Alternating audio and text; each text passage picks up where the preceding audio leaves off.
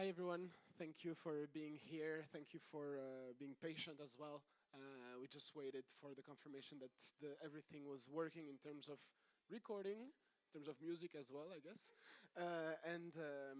Yeah, we're here at Abrupt HQ, which is basically the parallel section of Abrupt from the festival. We're here to exchange ideas, do some community gatherings, trying to go a little bit beyond of what music and what electronic music can bring to the table. We're here joined today by 4 wonderful music journalists who will tell us about their experience, but also how music journalism can amplify the voices and the musics of marginalized genres and styles. We want to thank as well Reset for hosting this, Microwave for broadcasting everything, and without me introducing them, I'd rather let them introduce themselves. So please tell them for who you work, how you work, and for how long you've been around in the sector. Hi everyone, thank you for coming. I am Liz and I work for BRUZZ. It's a Dutch media company in Brussels. So we do just normal news about the region, but we also have a sub-label called BRUZZ Eyes. And BRUZZ Eyes focuses on the nightlife and music scene in Brussels and Belgium. And I work for their social media department, but I also do interviews at events or concerts. And I write, so I write about nightlife as well. Hi there, I'm Orlando. I'm a British journalist living here in Brussels for 5 years. I previously worked for the Brussels Times, which some of you may know is like a kind of local, it's like a mini BRUZZ. We don't do things quite as, well, we've got a smaller team. So there I was kind of digging a bit into Brussels music scene, which I also now do for Ransom. I'm no longer at the Brussels Times, I should say. But yeah. Thanks a lot. Hi, I'm Carlo Casentini. I've been writing for quite a bit about music, and currently I'm freelancing for some magazines around Europe. And my main experience has been at Vice. I've been at Vice for a bit, and I've been editor-in-chief for Noisey in Italy. And yeah. And he knows a lot about the scene as well. Hey, I'm Kasper-Jan from a different class. Used to be Subculture until 2 years ago. I'm the founder of a different class. I launched the platform together with my sister. We focus mainly on upcoming music and arts. We have a magazine, social. I used to write also for Focus Knack. Now I'm more like running the platform. So, yeah. Thank you very much. For those who are still writing then, I wanted to know what kind of stories you're most drawn to as a journalist or as an editor. What type of stories really resonate within you, and why do you want to report from the scene? Why do you want to talk about this kind of stories? Yeah, I would say for me, the stories that really draw my attention are the ones where I can have a constructive approach, and with this I mean like being an active participant to the story itself.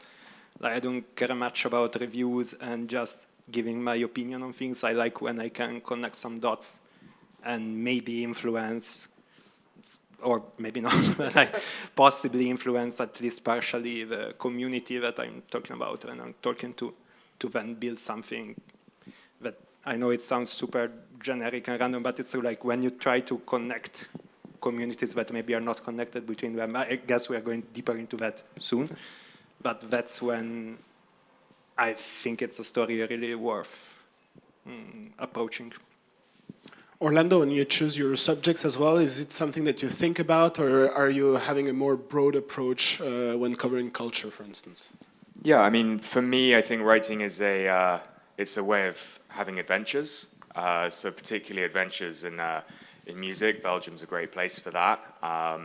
So that tends to drive it. I would say that for me, a large part of it is also the writing itself.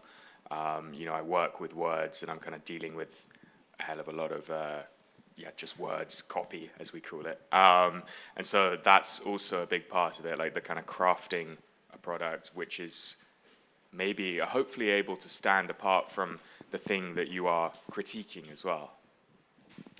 For you, what type of subject really draws to you? What type of subject really motivates you to keep on doing music journalism, and why? For me, I wouldn't say it's necessarily about a subject. I mean, of course, it's interest, but I feel like a lot of my best stuff comes from just meeting people and actually partying. I love to party, and it's why I love to do my job as well, because, yeah, what's nice for me is actually going to a party and then meeting someone in the smoker's room and hearing about something I had never heard before. And I always force myself to put some random words in my notes app. And sometimes on Monday morning it can be quite fun in the meeting to open my notes app and to see what I wrote down. But I feel like the most interesting articles have just come from very random encounters. And I feel like the party scene is such an open scene to meet people. It brings out a lot of fun subjects. So from fun subjects to the realities of the scene, maybe since this talk is about marginalized genres, maybe one of you can give a brief definition, or what is their opinion or their views on what marginalized genre means, really. Yeah, I mean, I think marginalized implies that it's slightly pushed to the side, pushed away from the mainstream. And I think actually Belgium is such a great place for this because everything is, in a sense, not in the mainstream. I think Belgium, because of its language divide particularly, and obviously that's amplified in Brussels, where we have 184, they tell us, languages spoken. It's quite difficult to have a kind of cultural dominance in the same way that you do, for instance, in the UK, where things can really be clustered around a particular scene. I feel that here there is something in the linguistic divide that keeps things fresh. Things are always kind of, evolving, tumbling over each other. And so, I think that, for me, is a large part of experimental, marginalized genres here.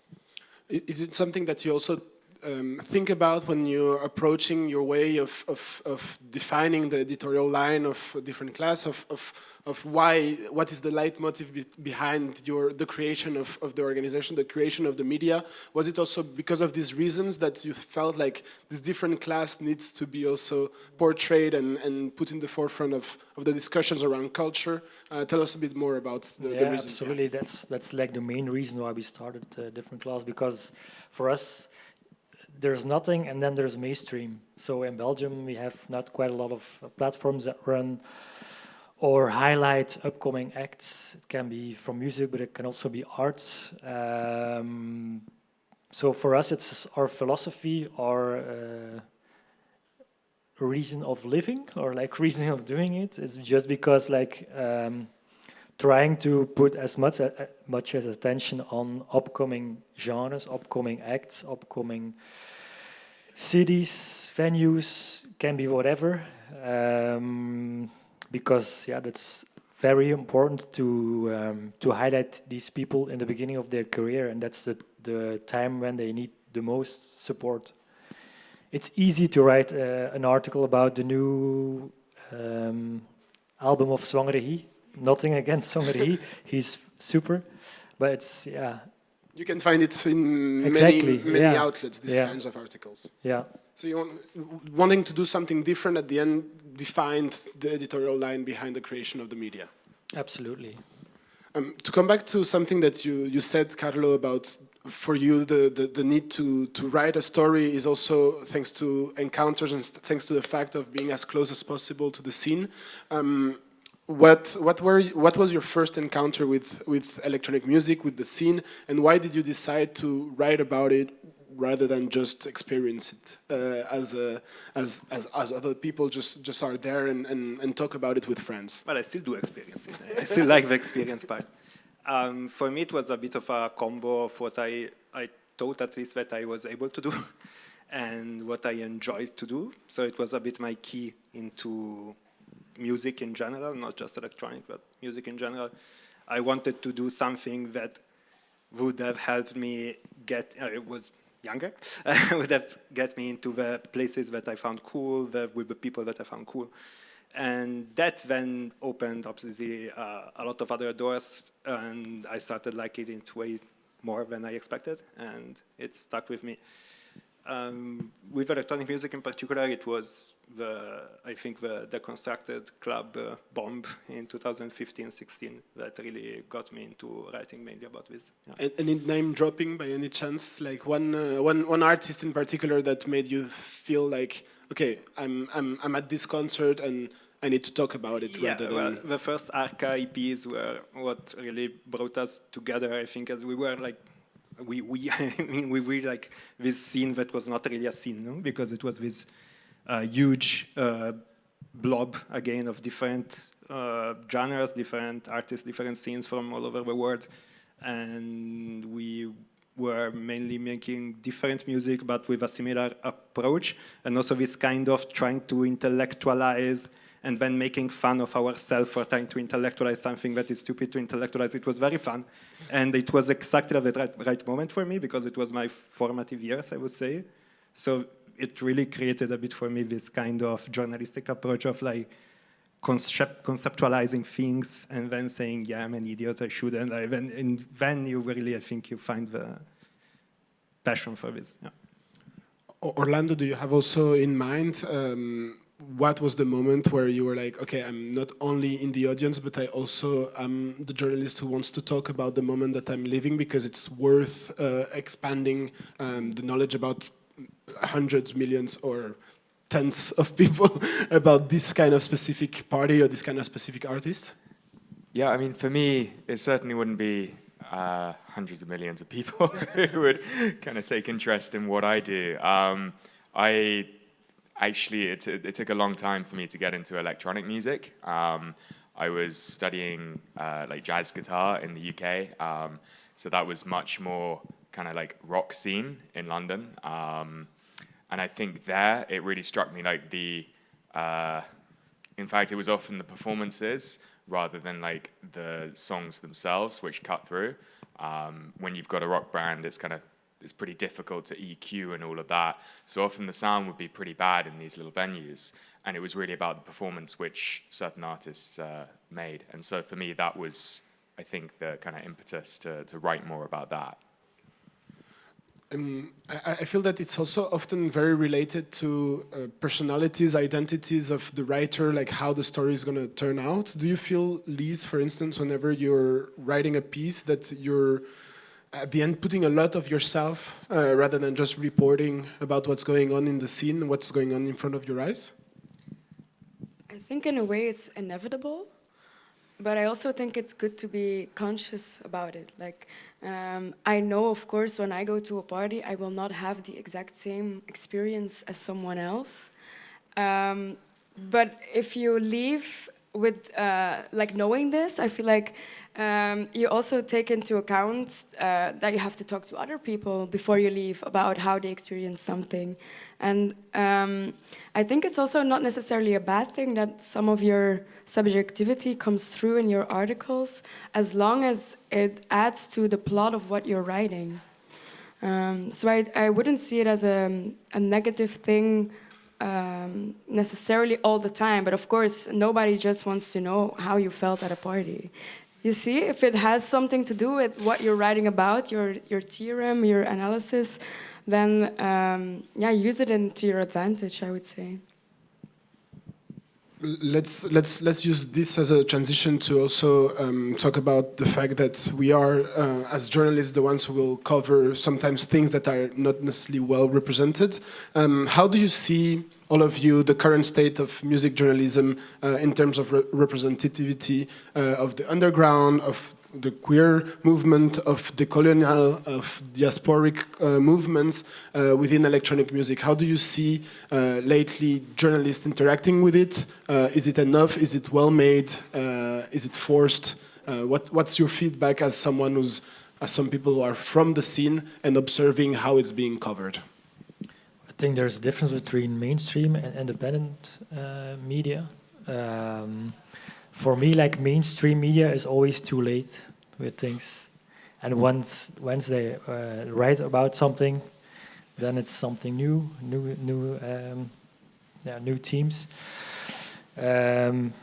But everything is evolving, and there's new genres, new kind of club nights. So yeah, I think independent media, it's easier to cover upcoming acts in relationship to mainstream media, who are more interested in clicks and things like that. So yeah, I think that.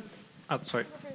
I think that's exactly right, and I think that the silver lining of the media industry being in shambles is that everyone is trying to make ends meet. So maybe a lot of journalists are moving into a more content creation kind of journalism, and that can bring some negative side. But a great aspect of that is that if you are not hired by anyone, you can talk about whatever you want to talk. So like all of these Substacks, all of this microblogging, all of these kind of maybe even journalist influencers are really free, completely, okay, at the beginning at least. And that's, I think, is very, very helpful for representation and for covering things that are not picked up by mainstream and even by independent magazines that maybe have to still work inside some kind of more capitalist, not capitalist because everyone is, but like some more profit-oriented kind of environment. What I noticed as well is I think reporting about a subculture, be it diaspora or the queer scene, it also really helps to have people in your press room who aren't, and I see the irony in us talking about diversity, but it really helps if you have people in your press room that actually are queer and are not white or not, I don't know, like I feel like it adds a different lens to the subject because they actually can sort of have experience, or I don't know. I think the fact that mainstream media also very much stick to what they know is because it's a very homogenized group, and I think and I think it's changing, but maybe a bit slowly. But I feel like that is sort of at the root of maybe producing all of the same content. It's the same people writing the same content. Maybe they should go to the smokers' room at the party with you. So that's just trying to dig for stories. That's very important, and giving a voice to people who don't have a voice. Orlando, what do you like? If you should define, for instance, responsible storytelling, how would it look like? What's a piece of advice that you could give to a journalist to avoid exotizing, for instance, a genre, or simplifying a marginalized sound, for instance? Yeah, I mean, so I guess I do work in mainstream media where there are certain kind of conventions which I suppose you should observe. So actually what Liz was saying about kind of inserting yourself and your own experiential kind of take on a music scene is something which I suppose you would do less so for like mainstream media. But I don't think it's a bad thing to do. In fact, I think it is necessary, as Liz was saying, especially when it's a kind of smaller scene. You're not going to be there if you're not interested in the first place. So it's quite difficult to say, well, I'm not going to do that. I mean, taking the time to become part of the scene and not to be some kind of outsider looking in. Certainly for myself, as a kind of non-Belgian, that's been a lot of my own experience of the kind of Belgian scene, which I know is very generalized, but yeah, it's relatively small and accessible, so that has helped me to kind of integrate, per se. Is it also something that you had in mind whenever you were talking about being as close as possible to the communities that you are reporting on or that you are talking about in your pieces, Carlo? Yeah, of course. And yeah, I think Orlando explained it perfectly. I would also say never take anything for granted. Like, do not make assumption about something that you might know just as an external figure. So talk to the people that you are talking about. Talk to the interview maybe someone, or maybe just even send your draft to a friend that is maybe more involved in the scene that you are talking about. Just don't be. I mean, it's human decency. I feel like don't be weird about it. You know? From the point of view of an editorial, from a point of view from media, what are the biggest challenges in terms of editorial when you're trying to publish a piece or when you're pitching a piece about a less visible genre or community? The algorithm. The algorithm is the enemy in all this. Yeah, I think so. Is it also something that you had whenever you were pitching something to your maybe editor-in-chief or anything? What are the problems that you can face when you decide to write a piece, but in the end you have to pitch it, and it's sometimes a little bit difficult or tense to have it approved? Yeah, again, I would say there's the difference between working for a media company that's very established already and works within different, like a very rigid way of working. Like if you're gonna pitch something very niche in a press room where it's monetized through clicks, yeah, I can imagine your editor would say, I don't see this working well on our website. But then again, luckily there are platforms as Different Class who choose to do these niche or more niche subjects. And then, like, yeah, I can see how the algorithm would be your second bully. But yeah, I do think that there's a place for these more niche media platforms, because you do bring together a lot of people who are maybe more scattered on the interest field, but they decided I am interested in niche platforms, so they'll be more loyal maybe, I think, because I admire your work, I think. But just to add, if you are instead working for a more mainstream magazine, you can always trick them. And no, but it's seriously, like, I think that if you manage to, again, to connect some dots and you say, okay, like maybe starting from a scene or an artist that you know that would work on that magazine, and so you know that you can pitch it in a convincing way, and then you can attach a lot of things that in your mind are related, they might not really be, no one cares. Like, the important thing is that you are writing it, you are giving your point of view, you are viewing through your lens, and you are connecting maybe some artists that are way less represented, and you are still trying to slip them in some very mainstream article, and that's good.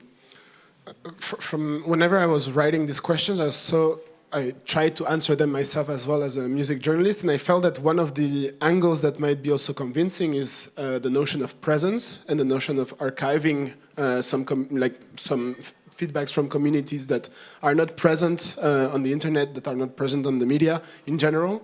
Do you see this kind of archiving role as more of a form of activism, of more as a form of cultural preservation, or is just part of the journalistic world to create an impact and to make archives available for anyone who will write about the subject in the future? Yeah, I mean, for me, because I think the writing itself is also important, then I do hope that that will be a form of archive. Yeah, I mean, I don't actively look to kind of historicize everything, but I think there is a sense of like, hey, this is what I have discovered, these kind of gems, this little pocket of activity. So yeah, for me, that's always very exciting. But I think you're also touching on this idea of like the underground versus the mainstream, and how underground can you be by the time you have journalists kind of snooping around and writing about it. You've kind of blown the lid off, right? That's another door to open for sure. Yeah. Do you want to react maybe to this as well, of having a presence of a community online that maybe someone else will never write about? I mean, it's definitely archiving, but it's also just acknowledging. Like, I have seen that you exist, and I took the time to, I mean, sort of become a small member, maybe even for a little period of time. and immerse yourself in this scene and try to represent it as correctly as possible. I feel like that archiving is, for me, already a step further. For me, in the first place, it's acknowledging. And then, of course, later on, it's super nice to look back on the fact that some cultures have existed for such a long time and maybe you didn't even know, but someone wrote it down, and now it's up to you to find out more about them. But definitely, I would hope in a time of fleeting media, because we produce so much, that still it has the value of a sort of archive, yeah. For a media like yours, Kasper-Jan, about that gives loads of space to one artist sometimes in the issues. How can you give maybe a piece of advice on how to collaborate as an independent media more effectively with artists, with collectives, to create more lasting narratives rather than just an isolated article? How do you do, and what type of advice could you give to give ideas, to give like context on how one piece can last longer than just one read, basically? I think maybe like selecting the person who's gonna write the piece, bringing the artist at ease, maybe work with a friend of the artist that can take pictures or can help writing the story. That really helps to get like a deeper, or to go deeper in the story, instead of just sending a journalist who on Monday writes something about Coca-Cola and on Tuesday writes something about underground. Like Liz said before, like try to like show interest and ask a lot of questions and be part of the scene. That helps to write a good story. In terms of like creating something that lasts forever. At least, like almost forever also. Good story, yeah. Maybe others have also some examples of pieces that they know that they did something a bit longer or maybe something a bit deeper rather than just explaining a release or explaining the life of an artist. I mean, again, I think that the relevance of an article or an editorial project in general is really proportionate to the impact that they then have on the community. So I don't have an exact example. I think that if you really want to be important for the community you're writing about, you have to think of the effect that what you write and what you do can have on the community. So maybe go a bit the step further, go a bit further compared to, again, just a review, just an external point of view of the thing, try to give a voice to the people of that scene, try to maybe create new connections, maybe even physically meet artists and festival promoters, whatever. Like, it's journalism in such a niche word. I don't think it's just journalism. It's also a bit of PRs. It's a bit of it's a lot of things. So you can really use your position as a narrator, as a how can I say, also as someone that maybe study the things a bit more on a structure point of view to help and help make connections, help people do their thing in a more amplified way. And maybe to give an example, do you have in mind a music piece, recent or maybe older, that made you feel hopeful about the direction that music journalism is taking and how it can clearly represent and amplify the voices of marginalized people? I think, like, for me, it's not really a piece, but it's the interest of young people who still want to do journalism and still want to write something about upcoming musicians, and that's for me most important. I think the day that people don't want to write something about underground anymore, or there's less interested in writing something, that would be very sad. But for me, like, the constant group of new people who are interested in trying to write something is more important than just a piece in itself. Do you have examples of pieces as well that maybe like resonated, or longer files where there was more than one article that really moved you, really made you think that music journalism was still going on the right way? Yeah, I mean, I don't claim to be a kind of representative of any marginalized people. You know, I'm very interested in that, but I think in terms of the music journalism, I'm always excited when I see places which actually celebrate good writing. I'm kind of old school, like I would prefer it if we just all were reading more, and I don't think there's enough of that. And so when I see publications, and actually Different Class is a really great example of a publication which has managed to get people excited in what is fundamentally written content. I mean, I'm aware that you do other things as well. I think that's really special. And then also I would say to write engagingly, you kind of need to be a bit of a nerd. So you need a bit of enthusiasm, but also kind of geeking out and showing readers who don't know that scene actually what is interesting about it. And so I don't really nerd out on like the marginalized groups per se, unless those marginalized groups are like audiophiles who really care about like the way a sound system is built and stuff. Like that kind of, yeah, but that's just me personally. So I think having that enthusiasm and wanting to contextualize it for the benefit of people who aren't so familiar, that is very helpful. If you also wanted some names, like I would say, go read First Floor, apart from Different Class, not just because you are here. It's really, no, but for real, it's really important, I think. And it's beautiful that it was born in a country like Belgium that is full of cool music, but is maybe less internationally acclaimed than other countries. So it's nice that you managed to find a niche in a niche country is very important.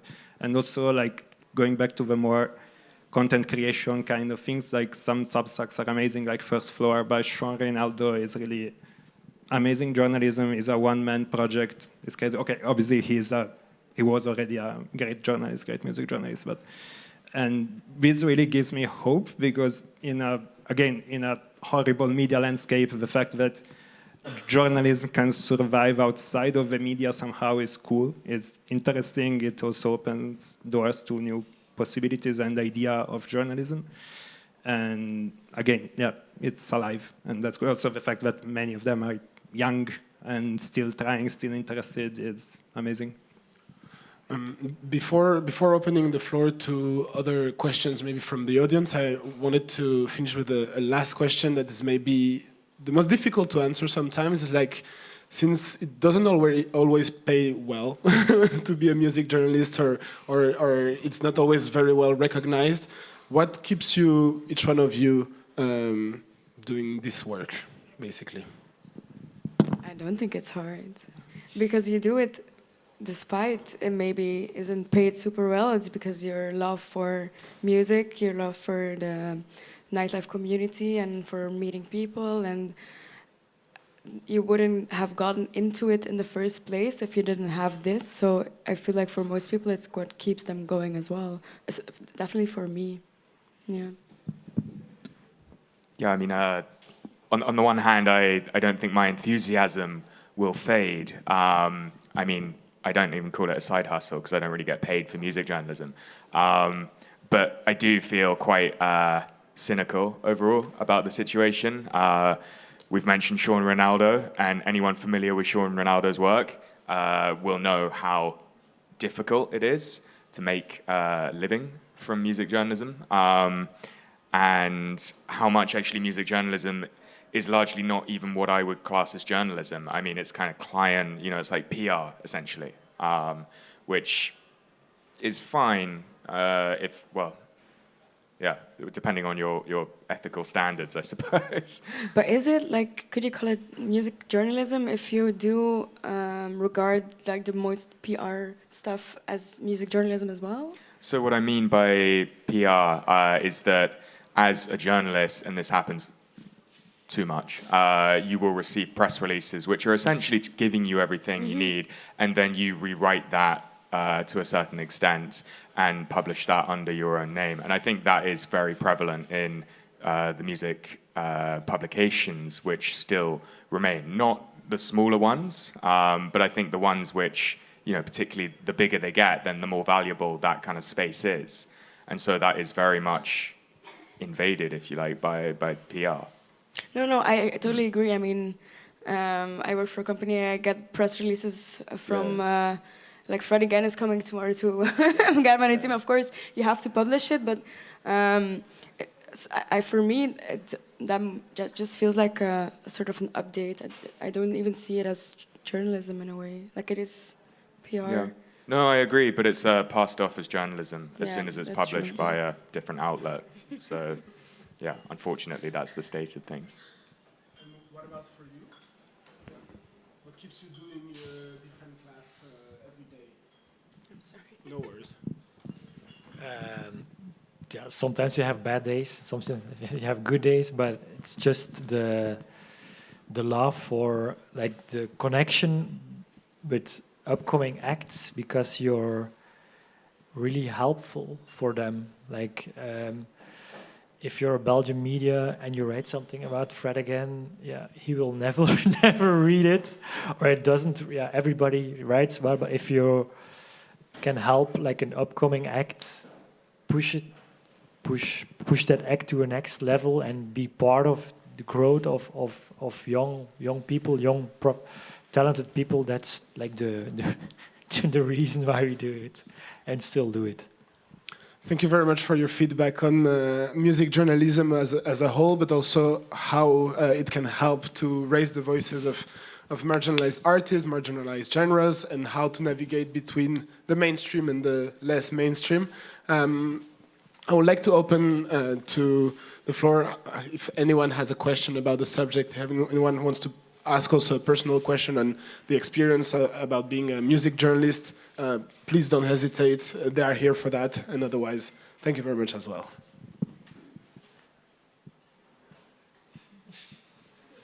Then it's all good. It's a wrap, and thank you very much for your presence here. There's going to be a drink after, and the program continues tomorrow and the day after. Thank you very much for being here.